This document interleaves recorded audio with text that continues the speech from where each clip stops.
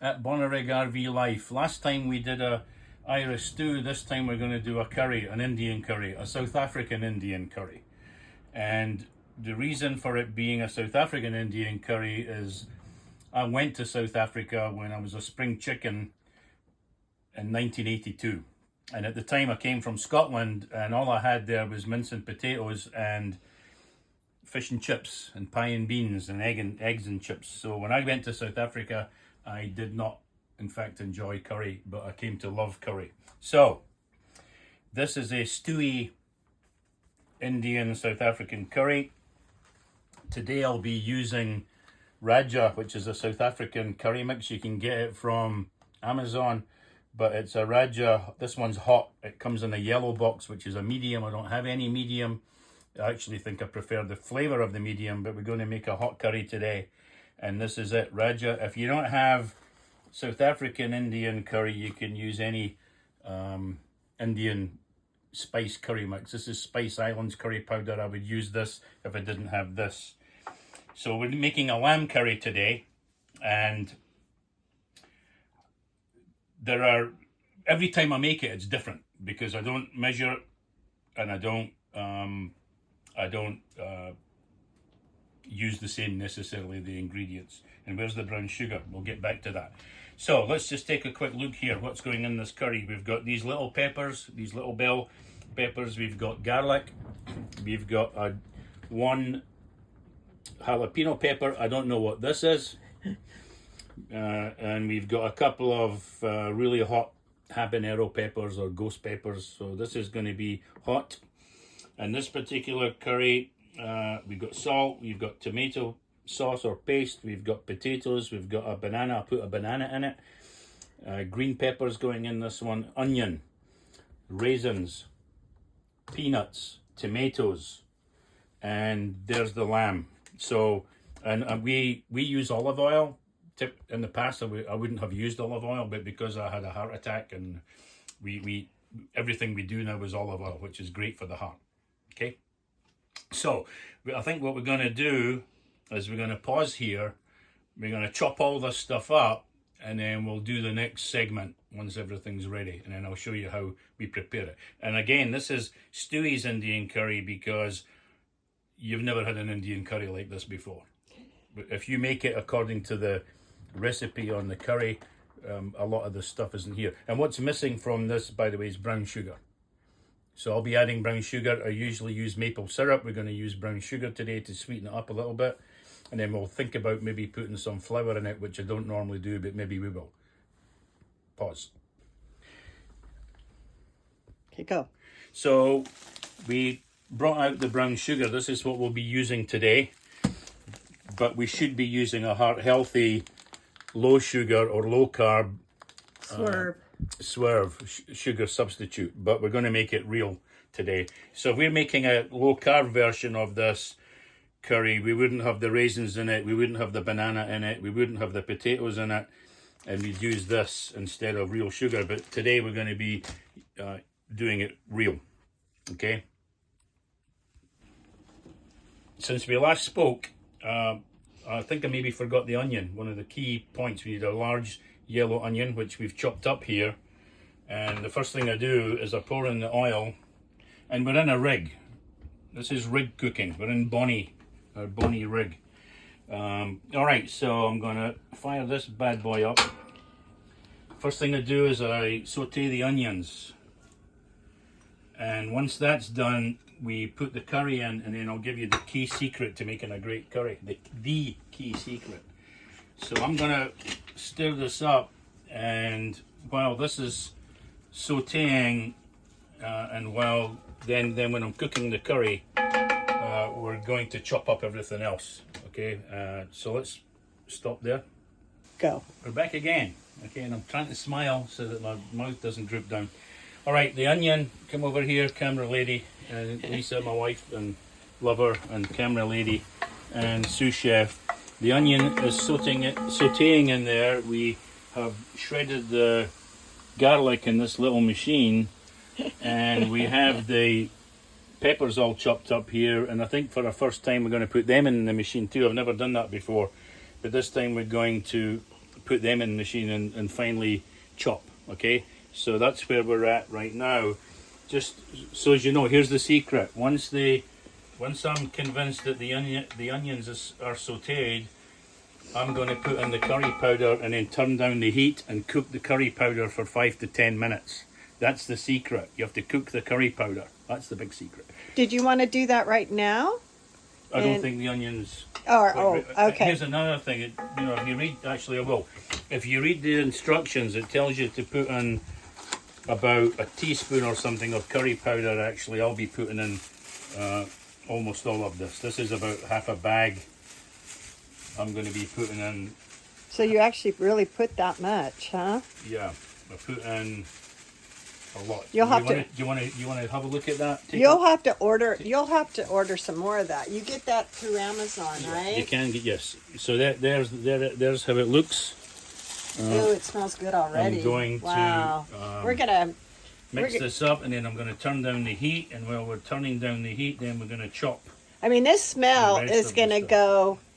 It's going to go all through the camp here.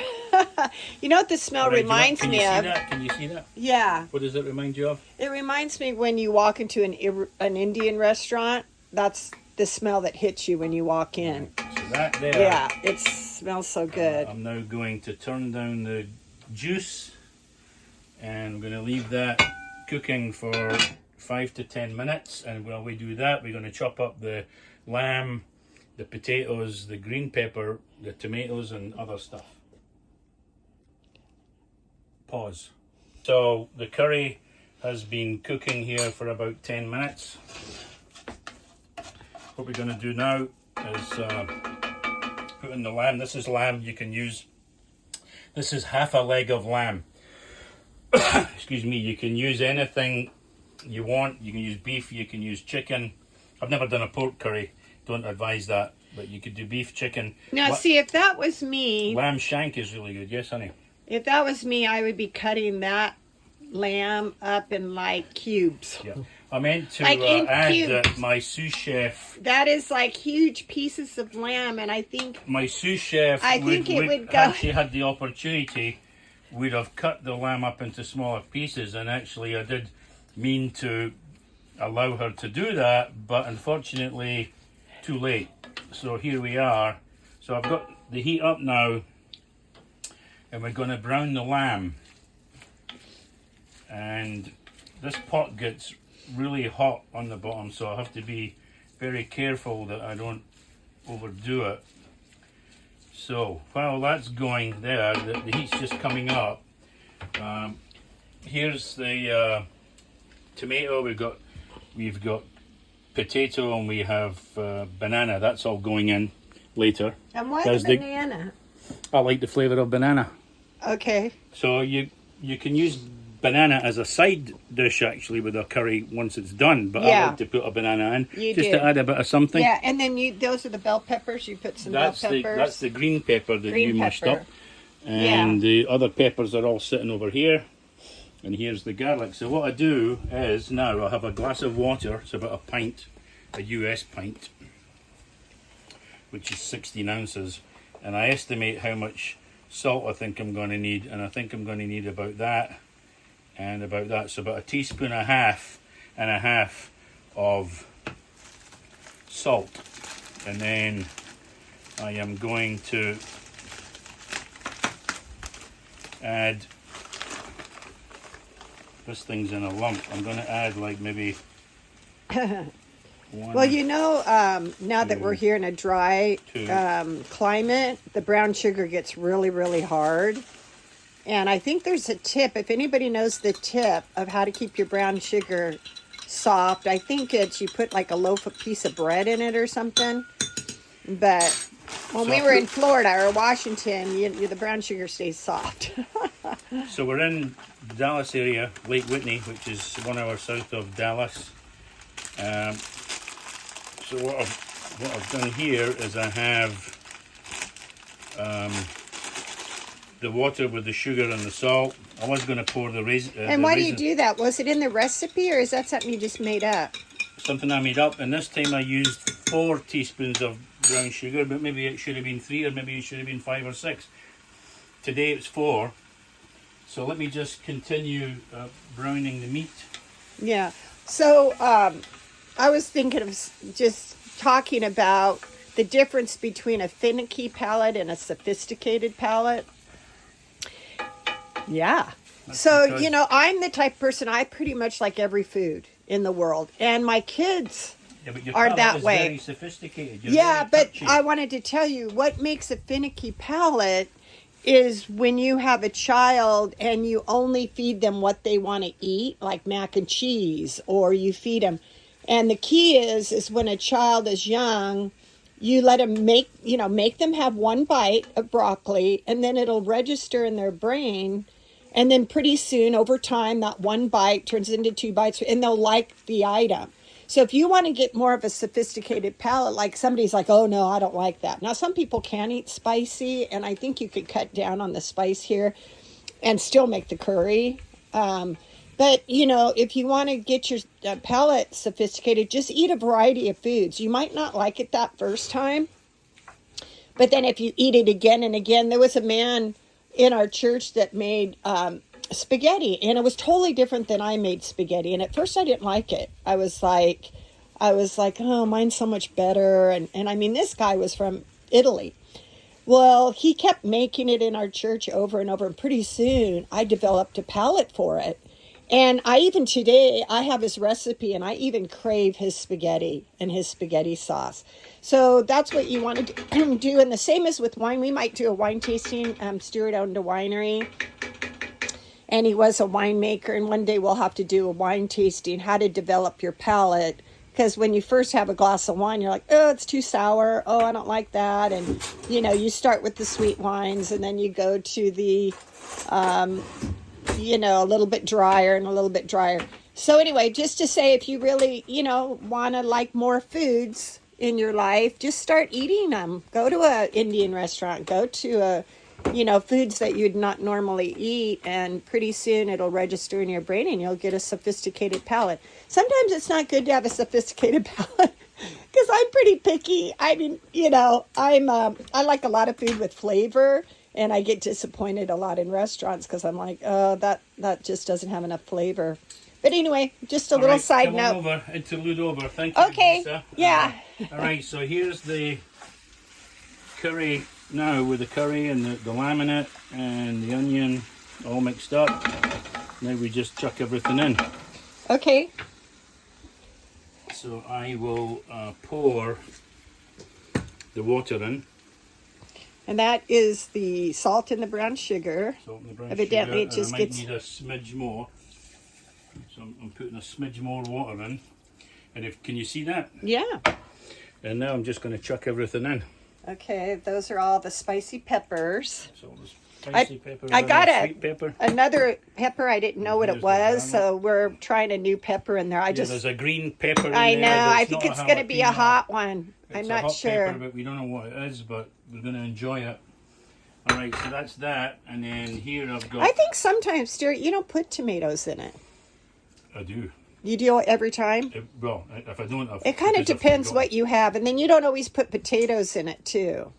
Well, again, if we're doing it low carb, which we're not, we would have used artificial sugar and we would have put no potatoes in it, no bananas in it, Yeah. and no raisins in it. But we're going to do all of that today. Now, did you put the raisins in Yeah, already? I'm going to do that now. Another thing I've not used often in the past is tomato paste. So there's the raisins. Do you want to do a shot of that? Again, no measurement, just chuck it in until I think I've got the right amount. Sometimes you use golden raisins, right? Sometimes I use golden raisins, sometimes I use both. So here, take a look at that. Ooh, peanuts. And I think, other than the paste, which I'm going to put in now, that's everything. So you see that? Yeah. Do you think it needs more water or not? I don't think so, because Okay. there'll be a lot of liquid coming out of the peppers I see. and the tomatoes. But we'll assess that. This we will simmer for probably around 90 minutes, 1.5 hours. We'll check it in between times, make sure that it's not burning on the bottom, make sure it's boiling or simmering, and then we'll do a little taste test to see if we need any more salt. I put only a teaspoon and a half of salt, and I think that'll do it. Yeah, it's always good with the recipe to not over salt it, because you can always add more later. You can always add it. You can't take it out. Plus there was salt on the peanuts. Right. So we got a teaspoon and a half plus the salt on the peanuts. So that should do it. This is kind of fun to make, you know, because it's something you don't always, you know, get every day. And it's fun and it's easy, kind of. Yeah, it's just a one-pot meal. That's the thing about the rig. Another thing about the rig that we've had to learn to do one-pot meal. We either have the grill or we do one pot. And then we do have a air fryer. We use that, and people do use the Instapot. We don't have an Instapot. Maybe we'll get one, but people rave about the Instapot. It's just you can only have so many appliances and you know that you could fit in the rig. But I'm not missing the stove or the oven too much. Another point was that less brave people probably. I'm going to blow my nose. Less brave people might use gloves when chopping up all these peppers. Because after chopping up a jalapeno pepper or a habanero pepper, if you scratch your eye, you're going to be in a world of hurt. But I'm a brave guy. I'm a Scotsman. Yeah, exactly. You're so we will take a look at this now. Lisa, just make sure that we can see that.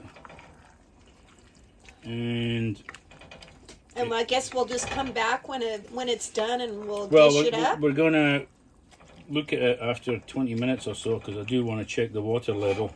Okay. The water we should get more water in it, and you don't want it to be too runny. Right. So let's just okay, do that. We'll pause it here and we'll be right back. Hi, Stuart. Hey, we got the finished product. All right, so this is part 2. We have to split this one up. We're going to try and meld them together, but we'll see. So this is the finished product.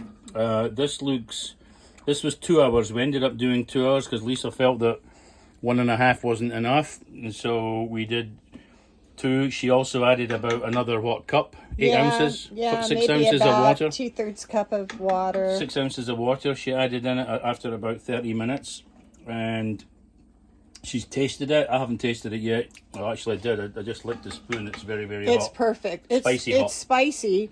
Right, so we're going to be serving this up in a minute, but I wanted to add a couple of things. We won't be doing this today, but you can use this on a basmati rice. Basmati rice is a nice bed for this food, and we will be slicing up a banana, having some banana. We typically use mango chutney, but we don't have any. We can't find any in Texas. Texas doesn't have it. At least where we are, there is none. So we're going to try for the first time the sugar-free apricot. And you can get that chutney probably through Amazon too. Yes, Maybe you we'll do a link on Mrs. that. Ball's chutney, you can get it. You can get it in certain stores, and you can get it at Amazon. Yeah. Mrs. Ball's mango chutney. So I want to point something out here. My uncle, my mum's brother, who passed away not too long ago, he found out late in life. I found out late in life that he had no sense of smell. Because of a nose damage thing that he did when he was a kid, and his mum told him to suck it up. But meanwhile, I think a shard of bone went into his brain, or he damaged his sinuses, and anyway, had no sense of smell. So he only ate food based on looks. So I can guarantee he would never eat this because it looks like dog poo.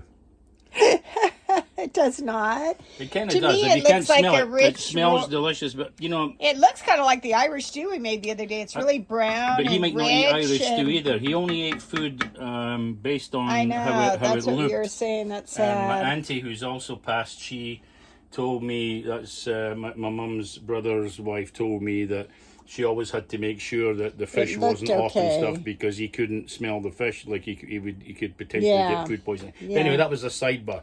So with this curry, you can also buy papadums, which are crispy things. You can also get them on Amazon, or naan bread. I think most people know about naan bread. We were going to do the rice and we were going to do the naan bread, but to save calories. Yeah, so we're not doing any of that stuff. But I love it with the naan bread even more than the other cracker things you order online, but I like the we do have carbon naan bread. here, but we're trying to limit our carbon take. So And we didn't put it on rice because we made it with potatoes. So I told Stuart, I go, why pour it on rice? Yeah, I would still do rice if I wasn't doing the low carb thing. But anyway, basmati rice is very flavorful. And you could also chop up some onion, jalapeno, and tomato into little bits and put that on a side cup, and you could add that as a side to your curry also. All right, so let's pause here, and then I'm going to put it into the plates. You're filming this? Mm-hmm. All right, so I'm dishing up, and I'm going to make it look like I don't eat a lot by not putting as much as I would usually put on the plate. But I'll probably come back for more. Don't get a body like this for nothing. Alright, so there's the curry. That's yours, that's mine. And what I'm going to do is put on a little bit of that on the side. Too bad we don't have the chutney, but we'll just have Yeah, that tasted pretty good. It was sugar-free apricot it should jam. be fine. You just mix it in. Mm-hmm. And then I'm going to take a banana and just slice it up. You can do this on the side, like little side dishes. I'm just dropping it in here because we're in a rig. I'm trying to save. So does the banana like cool your palate down a little bit? Yeah, and it, you know, another thing you can add to the curry if you want is either during the cooking of it is add desiccated coconut. Oh. Or you can sprinkle coconut on it. Oh, coconut might be good. That adds sweetness. Yeah. I moved away from the coconut and moved on to the maple syrup. But you can get desiccated coconut and then sprinkle it on there. So that's it. Okay, and it's really, really spicy hot. Okay, so come out and I'll follow you out and we'll go outside of our rig. The cats are dying to get out, but we're not going to let them get out.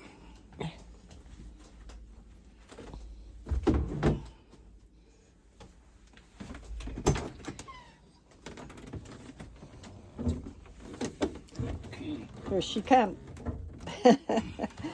Snowbelt has gotten out a few times. She got out today.